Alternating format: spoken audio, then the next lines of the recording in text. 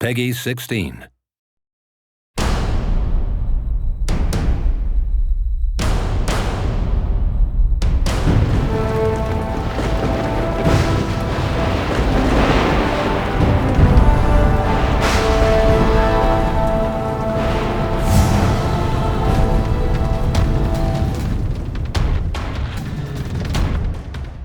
The vision for Thor, the video game, was to take the inspiration from the comic books and bring that to the interactive experience so gamers can play as Thor, use his hammer, bring down the thunder and the lightning, just like they experience when they read the comic books as a kid or they'll see in the movie. He is the God of Thunder. We really want to express the power that he has as a superhero.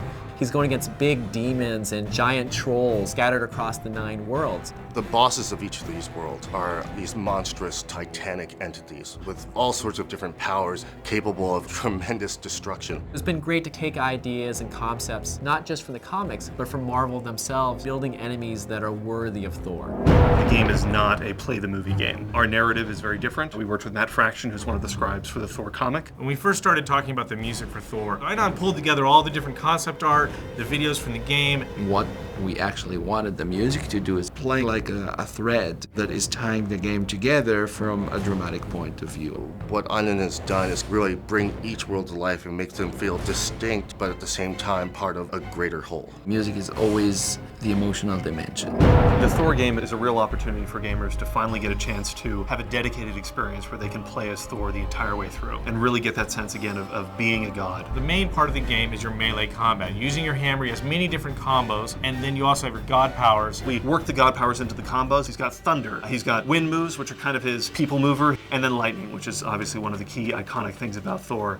There's a grapple system. Thor literally climbs on top of his enemies in order to get the best vantage point to bring the hammer down. There's something just fun and visceral about playing with a character with a giant hammer, smiting people left and right. It's such a gratifying experience. You know, I think people are going to be really excited about being able to get their hands on it.